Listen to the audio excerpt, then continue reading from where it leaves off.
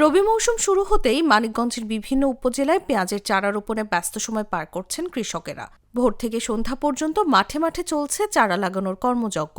সারিবদ্ধ সবুজ চারা আর কৃষকের নিরলস পরিশ্রমে প্রাণচাঞ্চল্যে ভরে উঠেছে জেলার বিস্তীর্ণ কৃষি জমি।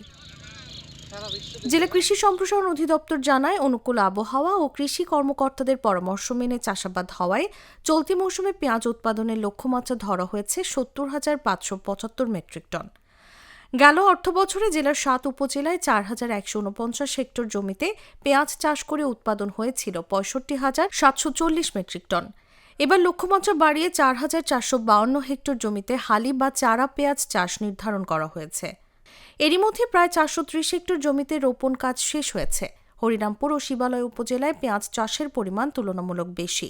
পেঁয়াজের যে বর্তমান বাজার মূল্য এইভাবে যদি থাকে তাহলে কৃষকের যে গত বছর যে লসটা হয়েছে সেটা ক্ষতিটা কিছুটা পোষাবে। কিন্তু যদি আমাদের এলাকার পেঁয়াজ ঢাকা যায়, সিলেট যায়, চট্টগ্রাম যায়, আপনার ইতে যায়, নেত্রকোনা যায়, এই বিভিন্ন এলাকায় যায়।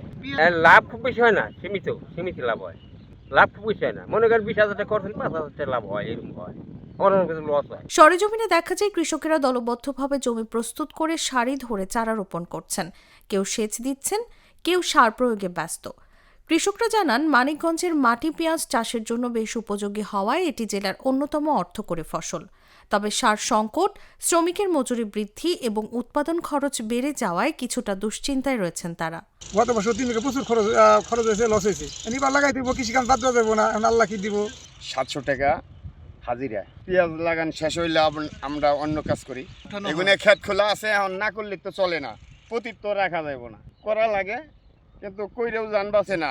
অনেক সময় ঠিক মতন সার পাই না, সারের জন্য আমাকে খুব কষ্ট হয়। জেলা কৃষি সম্প্রসারণ অধিদপ্তরের উপপরিচালক শাহজাহান সিরাজ আশা প্রকাশ করে বলেন, আবহাওয়া অনুকূলে থাকলে এবার পেঁয়াজের ফলন বাড়বে। ভরা মৌসুমে যখন পেঁয়াজ উৎপাদন হয়, অতিরিক্ত পেঁয়াজগুলো তারা সংরক্ষণের ফ্লোর মাধ্যমে রাখবে এবং পরবর্তী সময়ে যখন দাম বাড়বে সেই পেঁয়াজগুলো তারা বাজারে দেবে এবং এই পেঁয়াজটি সারা বছরই কৃষকের ঘরে থাকবে এবং সতেজ থাকবে।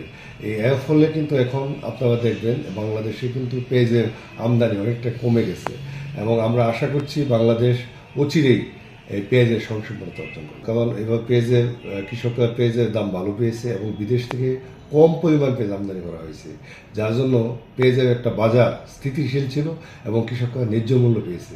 এই জন্য আমরা আশা করছি এবার পেঁয়াজের আবাদ অনেক বাড়বে। আবহাওয়া অনুকূলে থাকার পাশাপাশি চাষাবাদের বর্তমান গতি বজায় থাকলে মানিকগঞ্জের কৃষকরা আশা করছেন এই মৌসুমে পেঁয়াজের ভালো ফলন তাদের দীর্ঘদিনের শ্রম ও বিনিয়োগের প্রতিফলন হিসেবে দেখা দেবে। নিউজ ডেস্ক, জাগো নিউজ।